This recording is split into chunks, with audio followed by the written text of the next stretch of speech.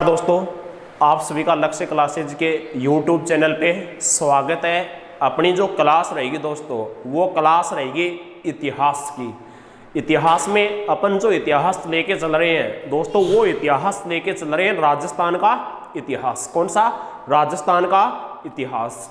राजस्थान इतिहास का अपने एक वीडियो डाउनलोड कर दिया। पहला वीडियो जो अपना डाउनलोड किया गया था अपने YouTube चैनल पे, वो वीडियो दोस्तों डाउनलोड किया गया था राजस्थान इतिहास के सिलेबस को लेकर। किसको लेकर? राजस्थान इतिहास के सिलेबस को लेकर। राजस्थान इतिहास के सिलेबस में अपना जो पहला टॉपिक था, वो टॉपिक था इतिहास के जनक। क्या था? इतिहास के जनक। और इतिहास के जनक के संदर्भ में अपन जो बातचीत कर रहे थे, वो कर रहे थे विश्व इतिहास का जनक कौन था। तो अपन ने बातचीत कर ली थी, विश्व इतिहास का जनक हेरोडोटस था। कौन था? हेरोडोटस। जिसके पुस्तक या जिस पुस्तक का उसने संकलन किया था, वो पुस्तक कौन सी थी? हिस्टोरिका थी। कौन सी थी? हिस्टोरिका। तो विश्व इतिहास के जनक की बातचीत अपन ने कर ली थी। ठीक है दोस्तों, आज अपन दोस्तों बातचीत करेंगे भारत के इतिहास का जनक। किसका जनक है? भारत के इतिहास का जनक। भारत के इतिहास के जनक के बाद जो बातचीत करेंगे, वो करेंगे राजस्थान इतिहास का जनक। तो आज अपन बातचीत करते हैं किसकी? भारत के इतिहास का जनक।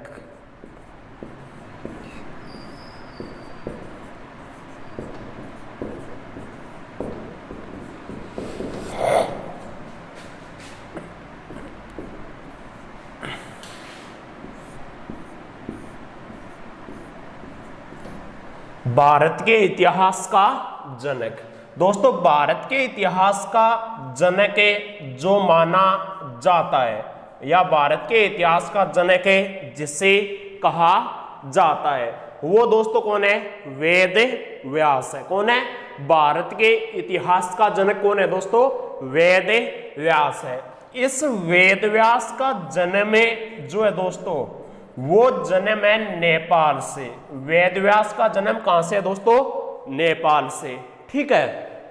भारत में सर्वप्रथम जो आया, भारत में सर्वप्रथम, प्रश्न ये पूछ लेगा अगला अपने को, भारत में सर्वप्रथम वेद व्यास कहां आया था? तो भारत में सर्वप्रथम वेद व्यास आया था बद्रीनाथ। कहां आया था? बद्रीनाथ। बद्रीनाथ में सर्वप्रथम आने के कारण इस वेद व्यास का नाम पड़ गया बादरायण। क्या नाम पड़ गया? बादरायण। और ये जो था वेद व्यास, ये सांवले रंग का था। सांवले रंग का था, और ये सांवले रंग का होने के कारण, और इसका जन्म एक द्वीप के ऊपर हुआ था। कैसा था? रंग में सांवला और जन्म में एक द्वीप के ऊपर। तो इसको कर्षण द्वीपायन भी कहा जाता है। क्या कहा जाता है? कर्षण द्वीपायन भी कहा जाता है। तो अपना टॉपिक क्या है? या भारत के इतिहास का जनक। भारत के इतिहास का जनक कौन है? वेद व्यास, या वेद व्यास को अपन बोल सकते हैं बादरायण, या बादरायण को अपन बोल सकते हैं कर्षण द्वीपायन। जन्म नेपाल से, भारत में सर्वप्रथम कहाँ है? ये बद्रीनाथ। कहाँ आया?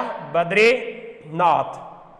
जिस पुस्तक का इसने संकलन किया, ठीक है, जिस पुस्तक का इसने संकलन किया, वो पुस्तक थे दोस्तों महाभारत। कौन सी पुस्तक है? महाभारत। तो महाभारत पुस्तक का संबंध किससे है? वेद व्यास से। अब ये जो महाभारत है, इस महाभारत का रचयिता, ठीक है, महाभारत का रचयिता तो कौन है? वेद व्यास को माना जाता है। किसको? महाभारत का रचयिता तो वेद व्यास को माना जाता है। महाभारत का लेखक जो होगा, लेखक होगा श्री गणेश जी। कौन होगा? श्री गणेश जी। ठीक है। और इसकी रचना का जो संबंध है, ठीक है, किसकी रचना का? महाभारत की रचना का पुष्कर झील से भी है। किससे है? पुष्कर झील से। जो राजस्थान के अजमेर जिले में पड़ती है। कहाँ पड़ती है? राजस्थान के अजमेर जिले में पड़ती है दोस्तों। अब दोस्तों अपन आगे के जो बातचीत करेंगे, आगे की बातचीत करेंगे किसकी? महाभारत के संदर्भ में। किसके संदर्भ में? महाभारत के संदर्भ में। ये जो महाभारत है दोस्तों, इस महाभारत के दोस्तों, महाभारत के दोस्तों भाग जो है वो भाग हैं दोस्तों कितने? 18। कितने भाग हैं? महाभारत जो है, इस महाभारत के भाग कितने हैं? 18 भाग। कितने भाग हैं दोस्तों? 18 भाग है महाभारत के। इसे भाग भी बोल सकते हैं या 18 पर्व भी बोल सकते हैं। क्या बोल सकते हैं? 18 भाग या 18 पर्व भी बोल सकते हैं। और इस महाभारत में दोस्तों जिस युद्ध का वर्णन है वो युद्ध है दोस्तों कुरुक्षेत्र का युद्ध। कौन सा युद्ध है? कुरुक्षेत्र का युद्ध। तो महाभारत में कितने भाग हैं? 18 भाग या 18 पर्व या 18 पर्वों में बांटे गई है। और कौन से युद्ध का वर्णन है? कुरुक्षेत्र का। कुरुक्षेत्र का वर्तमान में जो मैदान है ये पड़ता है दोस्तों कहाँ पे? हरियाणा में। और कुरुक्षेत्र का युद्ध हुआ था कौरव और पांडवों के बीच। किनके बीच? कौरव और पांडवों के बीच हुआ था। किनके बीच? कौरव और पांडवों के बीच हुआ था। ये युद्ध चला था 18 दिन। कितने दिन चला था? 18 दिन चला था। कितने दिन? 18 दिन दोस्तों। अब दोस्तों ये जो महाभारत है, इस महाभारत की रचना जो प्रारंभ हुई थी दोस्तों, वो रचना प्रारंभ हुई थी उत्तर वैदिक काल से। किस काल से? उत्तर वैदिक काल से। और पूर्ण हुई गुप्त काल में। किस काल में? गुप्त काल में। तो अगला अपने को पूछ ले, महाभारत जो है, महाभारत की रचना प्रारंभ कब हुई? उत्तर वैदिक काल से। और पूर्ण कब हुई? गुप्त काल से। या पूछ ले महाभारत का वर्तमान स्वरूप कब आया? वर्तमान स्वरूप कब आया? किसका दोस्तों? महाभारत का। महाभारत का वर्तमान स्वरूप कब आया? ये प्रश्न दोस्तों अपने को कोई पूछ ले तो आंसर क्या करोगे? गुप्त काल करोगे। क्या करोगे? गुप्त काल करोगे दोस्तों।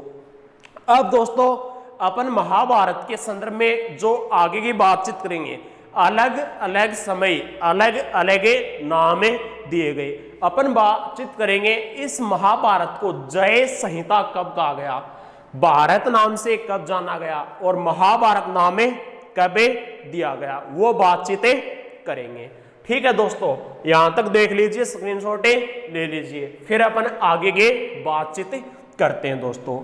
आगे की जो बातचीत करेंगे दोस्तों वो करेंगे महाभारत के संदर्भ में।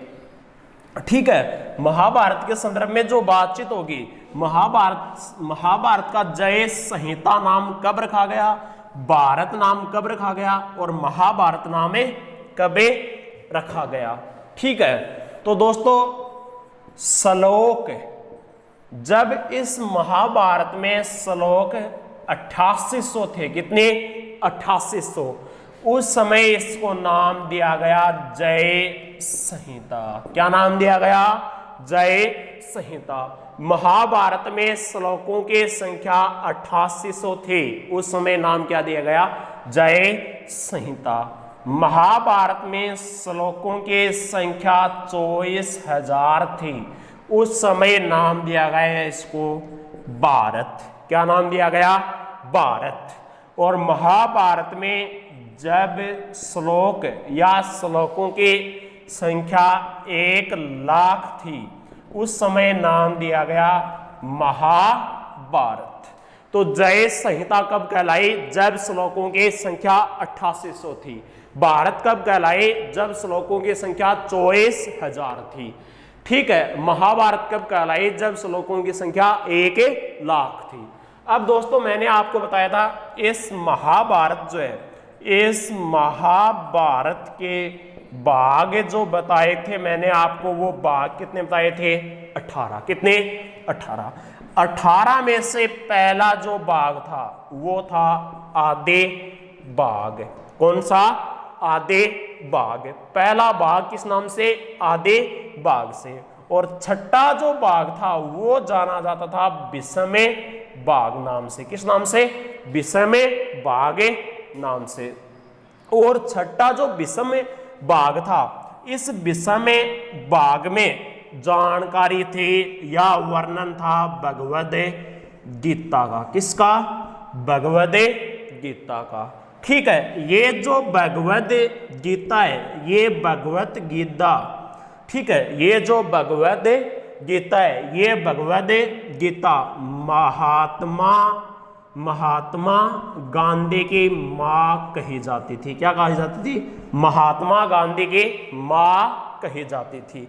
अगला प्रश्न अपने को ये पूछ ले, महात्मा गांधी की माँ किसे कहते हैं? किसे कहते हैं? भगवद गीता को, जो महाभारत के छठे भाग में है। छठे भाग का नाम क्या है? विषमे बाघ है। क्या नाम है? विषमे बाघ। ऐसा बताते हैं महात्मा गांधी हर समय इसको अपने हाथ में रखते थे, उसी कारण इसका नाम क्या पड़ गया? महात्मा गांधी की मां नाम पड़ गया। अब अलग अलग भाषा में, अलग अलग भाषा में इस भगवद गीता के नाम, गीता के नाम, जैसे नंबर 1 अंग्रेजी नाम जो है, ठीक है, या अंग्रेजी में जो वर्णन किया गया भगवद गीता का, वो वर्णन किया गया चार्ल्स विल्किंसन के द्वारा। चार्ल्स विल्किंसन के द्वारा। तो अगला अपने को पूछ ले, भगवद गीता का अंग्रेजी में वर्णन किसने किया? चार्ल्स विल्किंसन ने। ठीक है, अब फारसी भाषा में इसका वर्णन किया था दारा सिकोह ने। किसने? दारा सिकोह ने। भगवद गीता का फारसी भाषा में अनुवाद पूछ ले तो किसने किया था? दारा सिकोह ने किया था। किसने किया था? दारा सिकोह ने। अब जैसे महाभारत है, महाभारत, इस महाभारत का फारसी भाषा में जो अनुवाद है वो अनुवाद किया था बदायूनी ने। किसने? बदायूनी ने। तो अगला अपने को प्रश्न क्या पूछ लेगा? महाभारत का फारसी भाषा में अनुवाद किसने किया था? बदायूनी ने किया था, जो अकबर के दरबार में रहता था। और इसने किया था रजमे नामा नाम से। किस नाम से? रजमे नामा नाम से किया था। किस नाम से? रजमे नामा नाम से अनुवाद किया था। और रजम नामा शब्द का अर्थ होता है युद्धों के पुस्तक। किनकी पुस्तक है? युद्धों के पुस्तक। ठीक है, अब जैसे आपको रामायण का, किसका? रामायण का फारसी भाषा में कोई नाम है पूछ ले। किसका नाम पूछ ले? रामायण का कोई फारसी भाषा में नाम है पूछ ले। रामायण का फारसी भाषा में नाम होगा रमे नामा होगा दोस्तों। क्या होगा? रमे नामा। रामायण का फारसी भाषा में नाम क्या होगा? रमे नामा। और भगवद गीता का जो अंग्रेजी में वर्णन किया था वो किसने किया था? चार्ल्स विल्किंसन ने। ठीक है, और फारसी भाषा में दारा सिकोह ने। किसने? दारा सिकोह ने। महाभारत का जो फारसी भाषा में अनुवाद किया था वो अकबर के दरबार में दरबारी रहता था। कौन? बदायूनी, जिसने रजम नामा नाम से किया। और रजम नामा का शाब्दिक जो अर्थ होता है वो होता है युद्धों के पुस्तक होता है। क्या होता है? युद्धों के पुस्तक होता है। रामायण जो है, रामायण का जो फारसी भाषा में वर्णन किया या फारसी भाषा में जो नाम है वो क्या है? रमे नामा है। क्या है? रमे नामा है। तो ये अपन ने बातचीत कर ली किसके? भारत के इतिहास के जनक की। किसके? भारत के इतिहास के जनक की। दोस्तों आराम से स्क्रीनशॉट ले लीजिएगा दोस्तों। अब दोस्तों आगे के जो अपन ने बातचीत करेंगे वो बातचीत करेंगे राजस्थान इतिहास के जनक की। किसकी बातचीत करेंगे दोस्तों? राजस्थान इतिहास के जनक की दोस्तों बातचीत अपन करेंगे।